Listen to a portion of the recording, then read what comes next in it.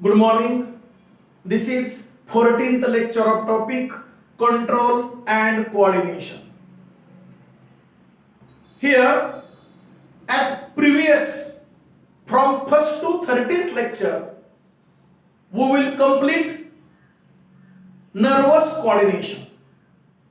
Then from today's lecture means from 14th lecture to onwards we will start next part of this topic, hormonal coordination. Under this title, we will discuss what is meant by hormone, properties of hormone, types of hormones, as well as endocrine glands, its structure and function in very detail. So, focus on this title, hormonal coordination. You know very well, our body is made up of cells. आपलं शरीर पूर्ण पेशींनी बनलेलं आहे. So here each and every cell communicate with each other with the help of chemical signals. Hence these are categorized into 4 divisions. आणि म्हणून त्याचे 4 भाग पडतात. First one is called as autocrines. Autocrines. Autocrine means some cell secrete their own secretion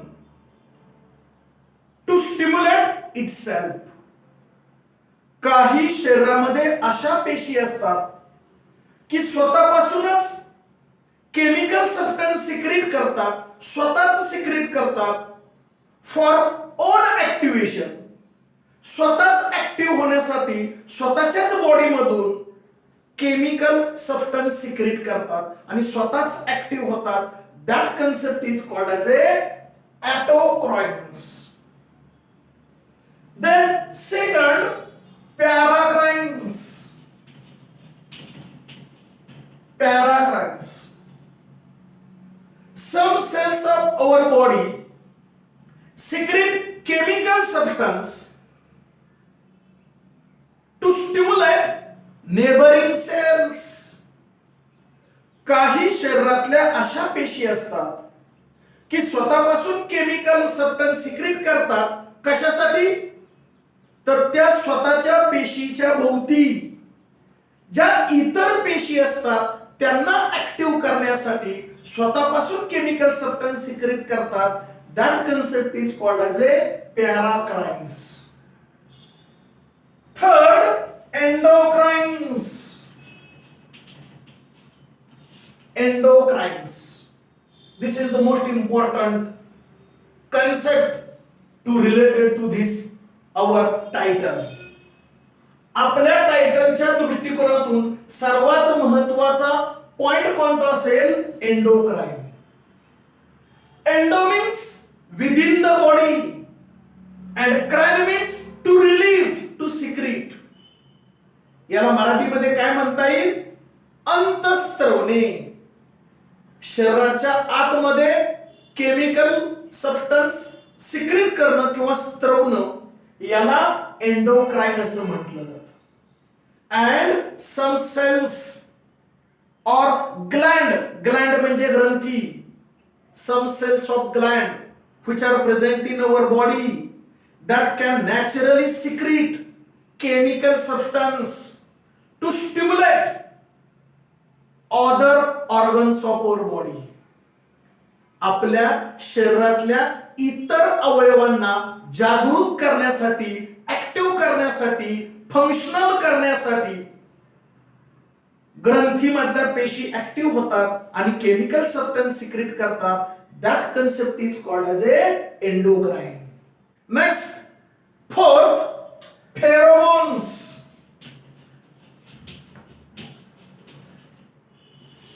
Pheromones means some cells or organs of our body, they release their chemical substance to give stimulus to the other organism or other individual. म्हणजे याचा अर्थ काय होतो, हा पदार्थ एका व्यक्तीच्या बॉडीमध्ये सिक्रेट होईल, तयार होईल, डेव्हलप होईल, पण त्याचा उपयोग त्या व्यक्तीला होण्याऐवजी दुसऱ्या व्यक्तीला त्याचा उपयोग होईल, अशा पद्धतीचा सुद्धा केमिकल सबस्टन्स असतो. याला फेरोमोन्स असं म्हटलं जातं. अशा पद्धतीचे हे 4 प्रकार या ठिकाणी असलेले आपल्याला दिसून येते. या टॉपिक मध्ये आपल्या टायटलच्या रिलेटेड सर्वात महत्त्वाचा कन्सेप्ट कोणता असेल तर एंडोक्राइन, की जो मगाशी मी त्याचा अर्थ सांगितला. Endo means within the body, crine means to secrete, to release. अंतःस्त्रवणी, अंतःस्त्रवण्यासाठी ग्लँड्स असतात, ग्रंथी असतात इन अवर बॉडी. त्याची लिस्ट जर पाहिली तर पहा, पहिली असेल pineal body. Pineal body which is present on roof of the midbrain. आपला हा जो मेंदू आहे, मेंदूच्या मध्यावर्ती परंतु वरच्या बाजूला roof of the midbrain. This is the proper position of this gland, pineal body. Then second, pituitary gland. Pituitary gland. Here this pituitary gland situated ventral side of the midbrain. मेंदूच्या खालच्या बाजूला मध्यावर्ती, opposite to pineal body. Pineal body मेंदूच्या बरोबर मध्यावर्ती पण वरती आहे, roof.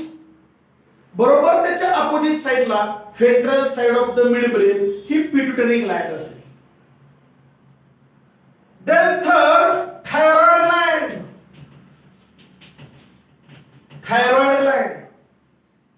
It is situated ventrolateral side of the neck. मानेच्या पुढच्या बाजूला पण कडेला बरोबर इथं ventrolateral side of the neck. Fourth, parathyroid gland. Parathyroid gland. It is situated on thyroid lobe. Thyroid ग्लँडचे 2 लोब असतात on and either side of the trachea. इथं श्वसन नलिका असते, या साइडला एक लोब असतो थायरॉइड ग्लँडचा, या साइडला एक लोब असतो. त्या दोन्ही लोबवरती छोटेचे डॉट लाइक स्ट्रक्चर्स असतात, ग्लँड असतात, त्याला आपण पॅराथायरॉइड ग्लँड असं म्हणतो. ती त्याची प्रॉपर लोकेशन असेल. The next, fifth, thymus. Thymus gland.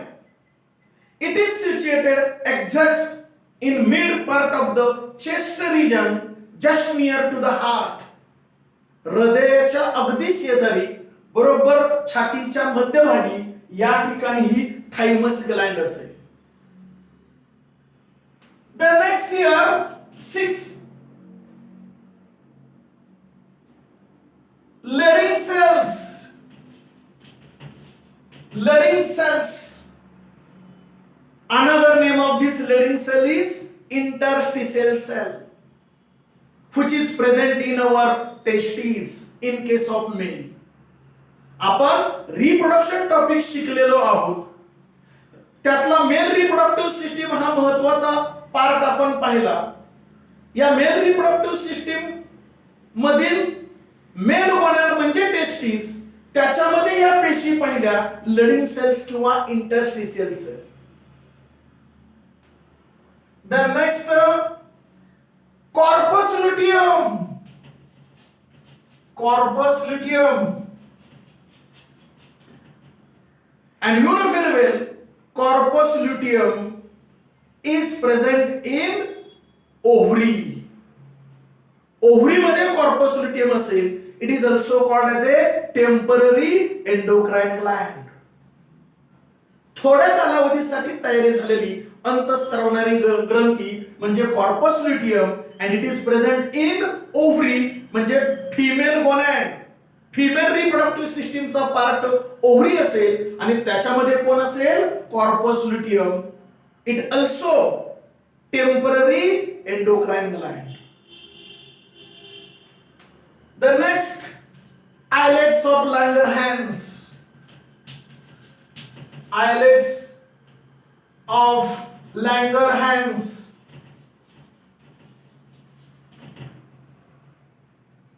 Here, these islets of Langerhans present in pancreas. Pancreas कुठं असतं? गेल्या वर्षी आपण न्यूट्रिशन टॉपिक शिकलो. त्यामध्ये तुम्हाला आठवतंय का? हे असं स्टमक होतं. हे असं स्टमक, इथून डिओडिनम अँड इंटेस्टाइन, आणि या ठिकाणी जे अशा पद्धतीनं ही जी ग्रंथी होती, या ग्लँडला आपण काय म्हणतो? पॅनक्रियास. या पॅनक्रियाच्या आतमध्ये group of cell, cluster of cells, पेशींचा समुदाय असतो. याला आपण आयलेट्स ऑफ लँगरहॅन्स असं म्हणतो. आणि या ठिकाणी ही सुद्धा, हा जो पेशींचा समुदाय आहे किंवा आयलेट्स ऑफ लँगरहॅन्स, हा सुद्धा कोणामध्ये येतो? एंडोक्राइन ग्लँड्स मध्ये येतो. Actually these are the endocrine glands, अंतःस्त्रवणाऱ्या ग्रंथी. आणि यांच्यापासून महत्वाचा एक केमिकल सबस्टन्स सिक्रीट होतो. तो म्हणजे दुसरा तिसरा कोणी नसून कोण असेल? हॉर्मोन. त्याला म्हणायचं हॉर्मोन.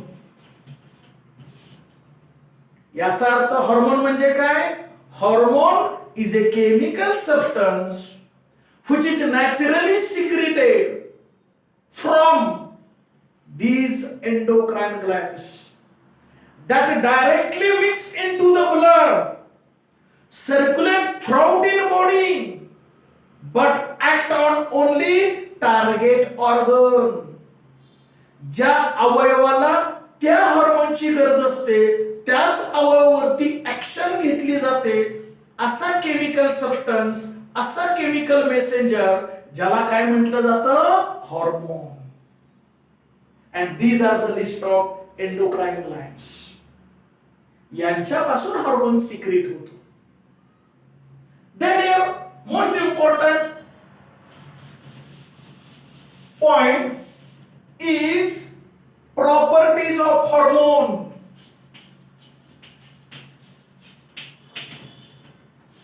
Properties of hormone. याचा अर्थ हार्मोनची नेमकी वैशिष्ट्ये कोणती? हार्मोनची फार महत्वाची वैशिष्ट्ये आहेत, कॅरेक्टर किंवा प्रॉपर्टीज आहेत. We see one by one. First, here hormones release from only endocrine gland. Release from only endocrine gland. अंतःस्त्रवणाऱ्या ग्रंथीपासून शक्यतो हार्मोन रिलीज होतो. एंडोक्राइन ग्लँडला दुसरं एक नाव आहे, डक्टलेस ग्लँड. म्हणजे हार्मोन कॅरी करण्यासाठी नलिका नसतात, ट्यूब नसतात, त्याला डक्टलेस ग्लँड असं म्हटलं जातं. डक्टलेस ग्लँड म्हणजेच एंडोक्राइन ग्लँड, की ही जी आपण लिस्ट पाहिली, यांच्यापासून शक्यतो हार्मोन रिलीज होतो. Second, hormones directly mix into the bloodstream. Directly mixed in blood. रक्ताच्या प्रवाहामध्ये हार्मोन डायरेक्ट मिक्स होतो. ग्रंथीपासून रिलीज झाला की तो ब्लड मध्ये मिक्स होईल आणि ब्लडच्या मदतीने तो सर्क्युलेट थ्रूआउट इन बॉडी, शरीरभर फिरेल. कारण मी आता काय म्हटलं होतं, एंडोक्राइन ग्लँड म्हणजे कशा आहेत ह्या सगळ्या? डक्टलेस. त्यांना अशी नलिकाच नाही हार्मोन वाहून नेण्यासाठी, मग हार्मोन शरीरभर फिरणार कसा? म्हणून तो हार्मोन डायरेक्ट कोणामध्ये मिक्स होतो? ब्लड मध्ये, आणि ब्लडच्या सहाय्यानं शरीरभर फिरतो. Third, it is secret in very low quantity.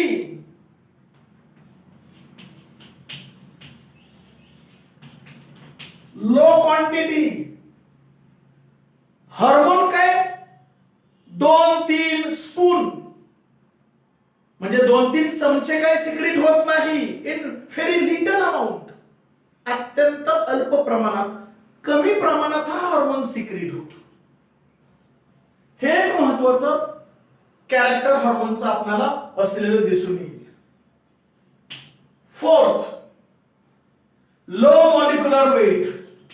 साहजिकच त्याचं वजन सुद्धा कमी असेल. Low molecular weight.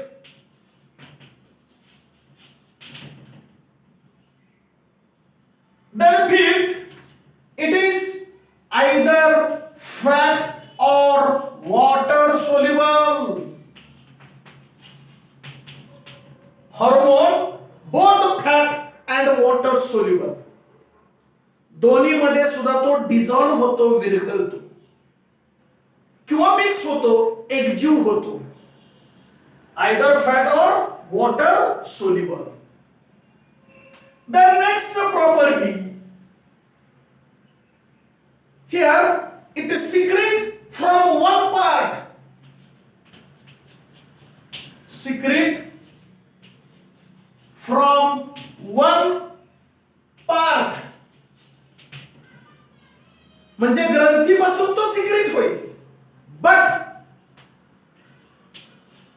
Act on only target organ. मात्र ऍक्शन घेताना ज्या अवयवाला त्याची गरज आहे त्याच्यावरती ऍक्शन घेतो. उदाहरण सांगतो म्हणजे लक्षात येईल. पिट्युटरी ग्लॅंड. पिट्युटरी ग्लॅंड कोणता हार्मोन सिक्रेट करेल? एक्झाम्पल घेऊया आपण, thyroid stimulating hormone. Pituitary gland thyroid stimulating hormone secrete करेल. तो ब्लड मध्ये मिक्स होईल, शरीरभर तो फिरेल, पण ऍक्शन घेताना थायरॉइड ग्लॅंड वरती ऍक्ट होईल आणि थायरॉइड ग्लॅंडला म्हणेल यू बिकम्स ए फंक्शनल. तू स्वतःच काहीतरी कार्य कर, तुझ्यावर जी जबाबदारी आहे ती तुझी तू पार पाड. ह्या थायरॉइड ग्लॅंडला ऍक्टिव्ह करण्यासाठी थायरॉइड स्टिम्युलेटिंग हार्मोन पिट्युटरी ग्लॅंड पासून सिक्रेट होत असतो. या पद्धतीनं प्रत्येक हार्मोनचं प्रॉपर्टी असेल, कॅरेक्टर असेल. म्हणजे एका ठिकाणी तो सिक्रेट होतो, पण ऍक्शन घेत असताना फक्त टार्गेट ऑर्गन वरती घेत असतो. हे महत्वाचं कॅरेक्टर असेल. अजून महत्वाचं कॅरेक्टर किंवा प्रॉपर्टी कोणती असेल? फेड फंक्शन इज ओव्हर. जेव्हा स्वतःच हार्मोन कार्य करेल, म्हणजे काय करेल? पिट्युटरी ग्लॅंडनं हा थायरॉइड स्टिम्युलेटिंग हार्मोन सिक्रेट झाला, तो ब्लड मध्ये मिक्स झाला, तो शरीरभर फिरला. ऍक्शन कोणावरती घेतली? थायरॉइड ग्लॅंड वरती. थायरॉइड ग्लॅंड ऍक्टिव्ह झाली, बिकम्स फंक्शनल, स्वतःच कार्य करू लागली की या हार्मोनचं कार्य संपलं. मग कार्य संपलं की तो हार्मोन काय होणार? इट नॅचरली डिस्ट्रॉयड और व्हॅनिश और डिसअपियर. आपोआप ऑटोमॅटिकली नॅचरली हा हार्मोन ब्लड मधनं नाहीसा होतो. हे किती अत्यंत महत्वाचं कॅरेक्टर आहे किंवा प्रॉपर्टी आहे. आपोआप हा हार्मोन आपलं काम संपल्यानंतर नाहीसा होतो. हे अत्यंत महत्वाची प्रॉपर्टी या ठिकाणी असेल. Naturally destroy. नॅचरली डिस्ट्रॉय, आपोआप नैसर्गिक नाहीसा होतो. Fail function is over. Fail function is over. काम संपल्यानंतर तो आपोआप नाहीसा होतो. The next, its action is the same like Ayurvedic medicine. आपण आयुर्वेदिक मेडिसिन म्हणजे उपचार घेतो, औषध घेतो, त्याचा काय असतं? No any side effect. आपल्या शरीरावरती कोणताही साइड इफेक्ट होत नाही. पण मात्र त्या औषधांचा जो उपचार आहे किंवा बरं होण्याची प्रक्रिया आहे ती एका दिवसात, 4 दिवसात, एका महिन्यात आपण बरं होत नाही. त्यासाठी खूप कालावधी जावा लागतो. 4 महिने, 6 महिने, 1 वर्ष. सेम तशा पद्धतीनं असेल. हार्मोनची ऍक्शन हळूहळू होईल, स्लो होईल, same like Ayurvedic medicine, but effect is permanent. पण जो काय आपल्या शरीरावरती परिणाम होईल तो परिणाम 100% परिणामकारक असेल, तो कायमचा बदल असेल, अत्यंत परिणामकारक असेल, कायमचा बॉडीवरती परिणाम होतो, परमनंट उपचार होतो. या पद्धतीने सेम लाईक आयुर्वेदिक मेडिसिन इट्स फंक्शन. हे अत्यंत महत्वाचं कॅरेक्टर किंवा प्रॉपर्टी आपणाला हार्मोनचं असलेलं दिसून येईल. अँड लास्ट, अत्यंत महत्वाचं, here excess secretion, less secretion and no secretion. म्हणजे काय? हार्मोन जास्त सिक्रीट झाला म्हणजे स्त्रवला, लेस सिक्रेशन म्हणजे कमी प्रमाणात सिक्रीट झाला, नो सिक्रेशन म्हणजे सिक्रीटच झाला नाही. ह्या तिन्हीतलं काहीही झालं तरी excess secretion, less secretion, no secretion of hormone develops abnormality in our body. शरीरामध्ये डायरेक्ट विकृती निर्माण करते. Both physical, physiological and mental retardation takes place. शरीरामध्ये अत्यंत काहीतरी असं विकृत निर्माण होतं. मग ते फिजिकल असेल, फिजियोलॉजिकल असेल किंवा मेंटल असेल, any type of disorder takes place due to excess secretion, less secretion and no secretion of hormone. इतकं हार्मोन महत्वाचं आहे. याचा अर्थ योग्य वेळी, योग्य प्रमाणात हार्मोन आपल्या शरीरातल्या एंडोक्राइन ग्लँड पासून सिक्रेट झालाच पाहिजे आणि त्या टार्गेट ऑर्गनला योग्य वेळी, योग्य प्रमाणात मिळालाच पाहिजे. तरच आपली बॉडी नॉर्मल कंडिशन मध्ये फंक्शनिंग राहील. अन्यथा आपल्या बॉडीमध्ये विकृती निर्माण होईल. ते आपल्या बॉडीला परवडणार नाही. म्हणून या ठिकाणी इथं हार्मोनल कोऑर्डिनेशन हे टायटल घेतलेलं आहे.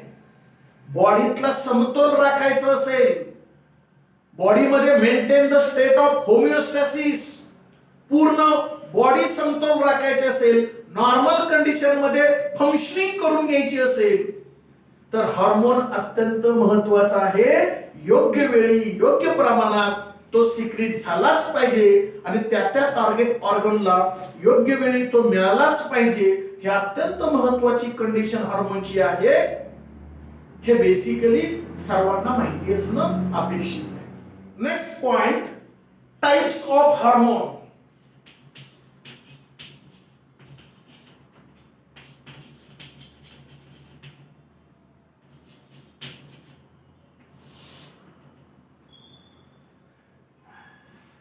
Depending upon the chemical nature, there are 5 to 6 types of hormones.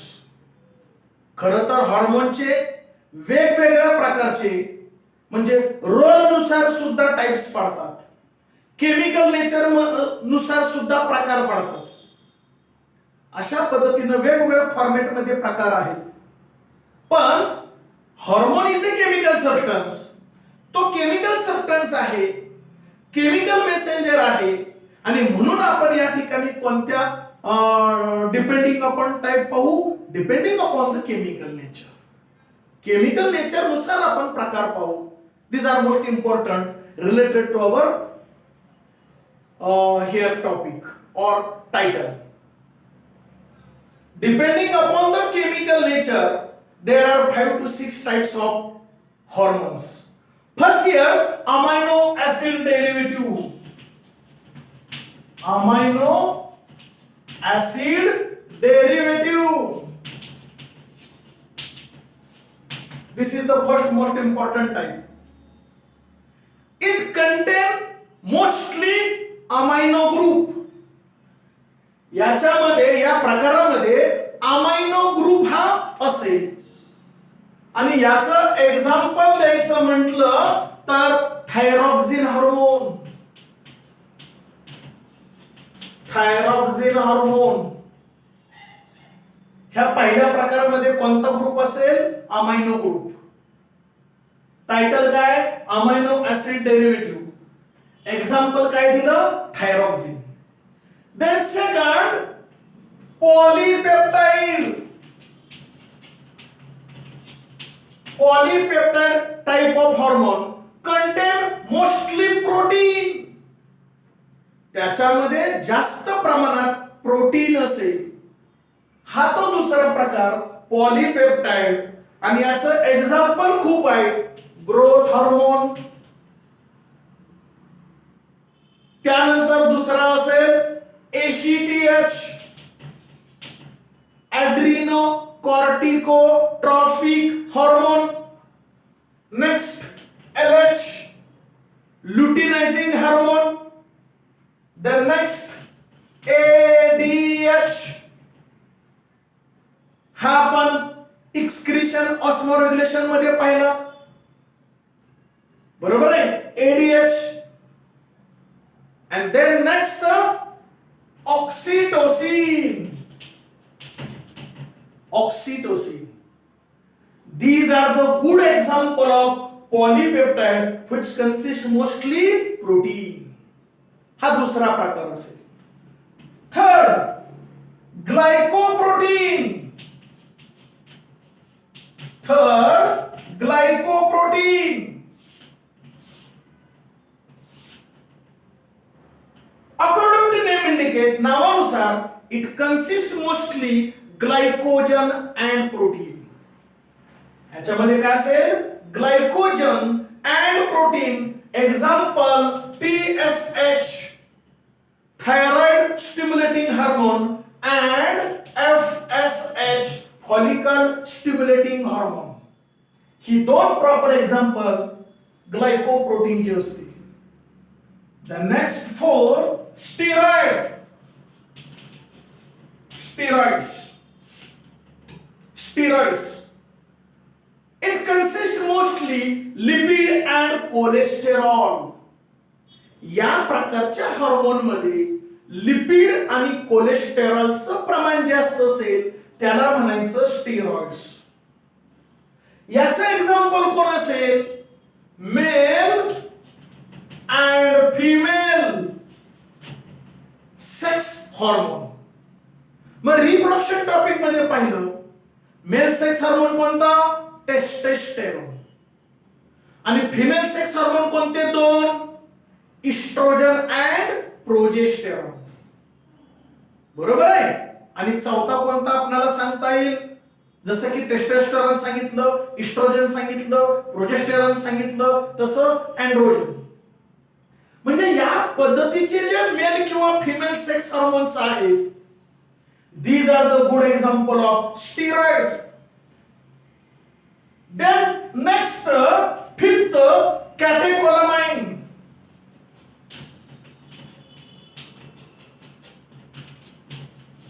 Catecholamine, it contain mostly amine and nitrogenous waste. याच्यामध्ये अत्यंत महत्त्वाचे कोणते पदार्थ असतात? Amine and nitrogenous waste. हे अमाइन आणि नायट्रोजनस वेस्ट याचं प्रमाण असतं जास्त, म्हणून त्याला कॅटेकोलामाइन असं म्हटलं जातं. याचं एक्झाम्पल इपिनेफ्राइन अँड नॉर इपिनेफ्राइन. एक्झाम्पल काय? इपिनेफ्राइन अँड नॉन इपिनेफ्राइन. दुसरा नॉन इपिनेफ्राइन.